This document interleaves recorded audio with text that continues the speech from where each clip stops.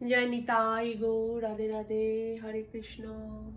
সকলকে আমার ধন্যবাদ। আজকে শ্রীমদ্ ভগবদ গীতার শ্লোক নাম্বার 13-14 হবে, ষষ্ঠ অধ্যায়ের উপরে।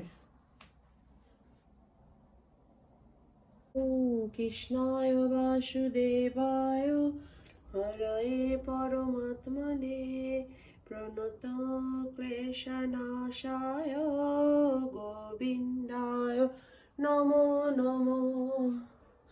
ও কৃষ্ণায় বাসুদেবায় হরয়ে পরমাত্মনে প্রণত ক্লেশ নাশায় গোবিন্দায় নমো নমো।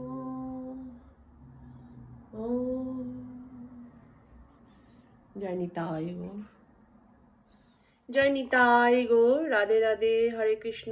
সকলকে আমার ধন্যবাদ। আজকে শ্রীমদ্ ভগবদ গীতার শ্লোক নাম্বার 13 আর 14 হবে, ধ্যান যোগের উপরে, ষষ্ঠ অধ্যায়। ভজ নিতাই গৌর রাধে শ্যাম, জপ হরে কৃষ্ণ হরে রাম। জয় গোবিন্দ, জয় গোপালা গোকুষ্ণ। ওম গঙ্গানুতিমিরান্ধস্য জ্ঞানাঞ্জন শলাকয়া চক্রস্মিতং যেন তস্मै শ্রী গুরুবে নমো। শ্রী চৈতন্য মনোভীষ্টং স্থাপিতং যেন ভূতলে স্বয়ং রূপ কদামহং দদাতি স্বপদান্তিকম।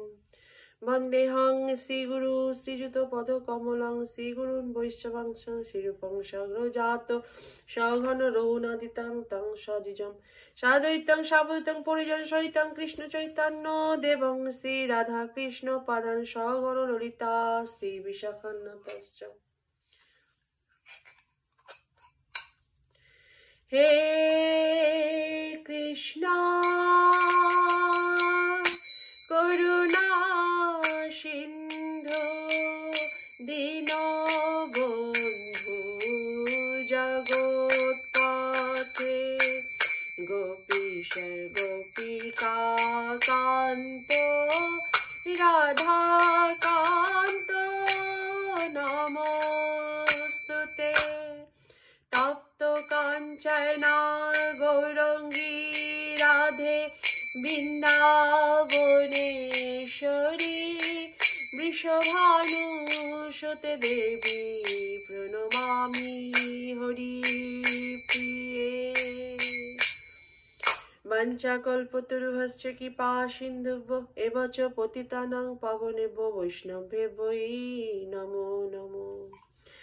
জয় শ্রী কৃষ্ণ চৈতন্য প্রভু নিত্যানন্দ শ্রী অদ্বৈত গদাধর শ্রীবাসাদি নিতাই গৌর ভক্তবৃন্দ।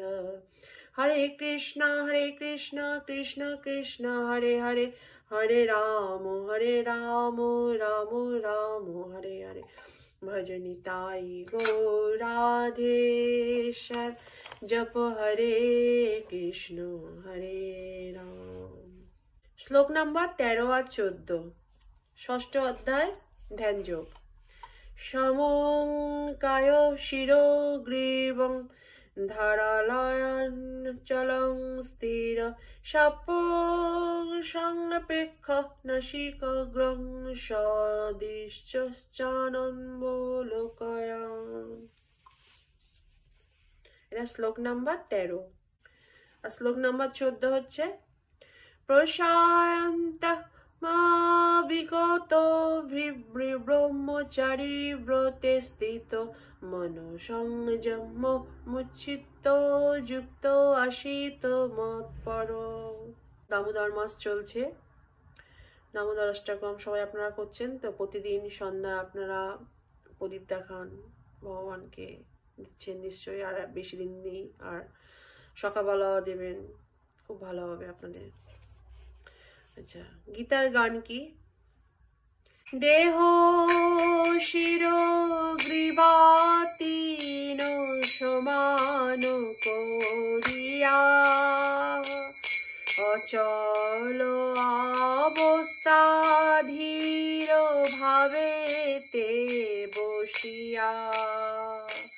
নাসিকার অগ্রভাগ সতত দেখিয়া অন্য যত দৃশ্য বস্তু কিছু না দেখিয়া প্রশান্তাত্মা ভয় নাই ব্রহ্মচারী ব্রত সংযমিত মন যে বামাতে রত। হরি বল।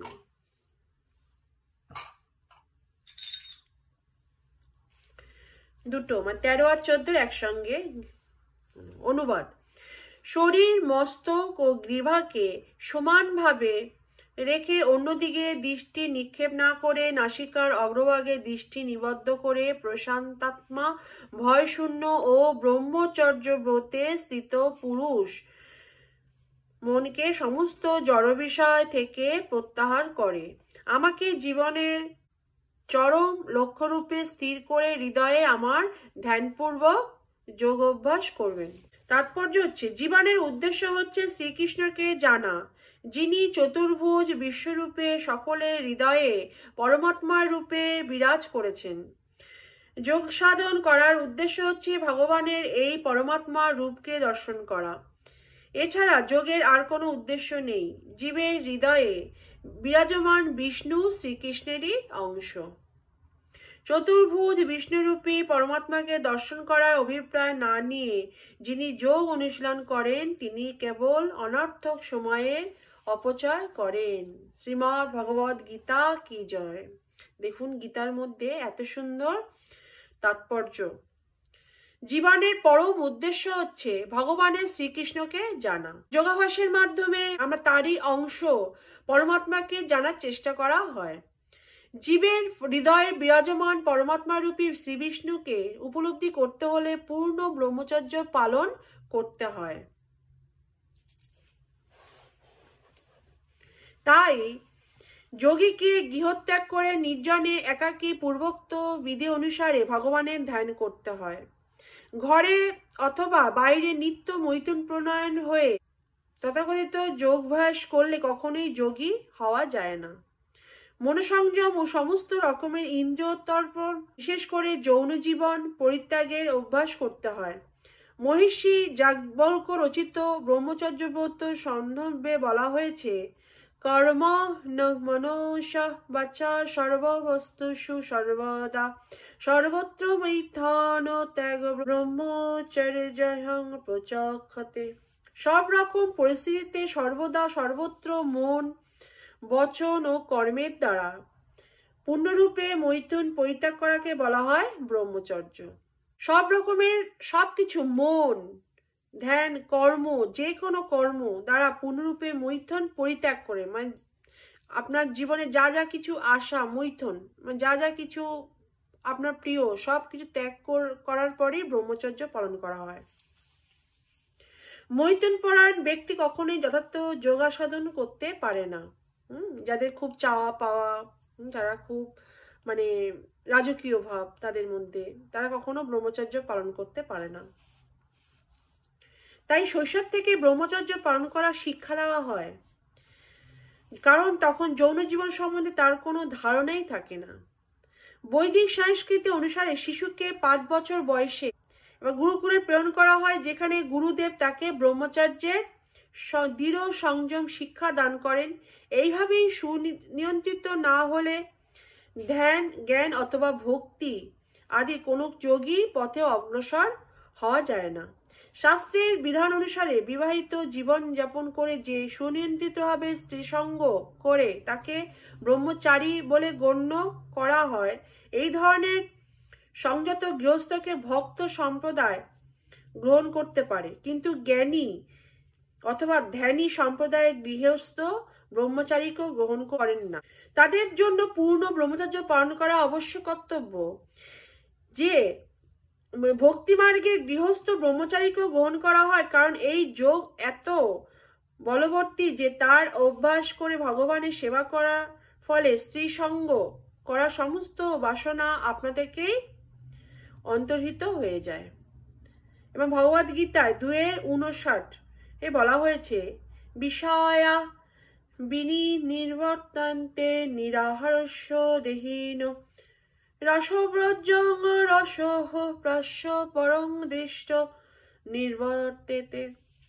পরমার্থ সাধনের পথে আর সকলকে জোর করে ইন্দ্রিয় সংযম করতে হলেও পরম তত্ত্বের সৌন্দর্য দর্শন করে তার প্রতি আকৃষ্ট হওয়ার ফলে ভক্তের অন্তরীণ বিষয়শক্তি আপনা থেকেই নিবৃত্ত হয়ে যায়। ভক্ত ছাড়া আর কেউ এই অপ্রাকৃত আনন্দের স্বাদ পায় না। বিগত পূর্ণরূপে কৃষ্ণ ভাবনামৃত লাভ করে প্রশান্ত না হলে নির্ভীক হওয়া যায় না। বদ্ধ জীব স্বরূপ বিস্মিত হয়ে শ্রীকৃষ্ণকে ভুলে যাওয়ার ফলে সর্বদাই ভীত। শ্রীমদ্ ভাগবতে 11:2 বলা হয়েছে, ভয়ং দ্বিতীয়াভিনিবেশাৎ সাদিশাদ প্রীতস্য বিপর্যয় স্মৃতি। কৃষ্ণ ভাবনা মৃতেই হচ্ছে ভয় থেকে মুক্ত হওয়ার একমাত্র অবলম্বন। তাই কৃষ্ণ ভাবনাময় ভক্তই কেবল যথার্থভাবে যোগ অভ্যাস করতে পারেন। আর যেহেতু যোগ সাধন করার পরম লক্ষ্য হচ্ছে অন্তর্যামী শ্রীকৃষ্ণকে দর্শন করা, ভগবানকে, তাই নিঃসন্দেহে কৃষ্ণ ভাবনা ভক্তই হচ্ছেন শ্রেষ্ঠ যোগী। এখানে যে যোগের কথা বলা হয়েছে তা আজকাল যে সমস্ত জনপ্রিয় তথাকথিত যোগ শিক্ষা কেন্দ্র গড়ে উঠেছে তা থেকে সম্পূর্ণই ভিন্ন। হরি বল। জয় নিতাই গৌর রাধে রাধে। বাঞ্ছা কল্পতরুভশ্চ কৃপা সিন্ধুভ্য এবচ পতিতানাং পাবনেভ্য বৈষ্ণবেভ্যো নমঃ। আমার প্রণাম নেবেন সবাই। শ্রীমদ্ ভগবদ গীতা কি জয়।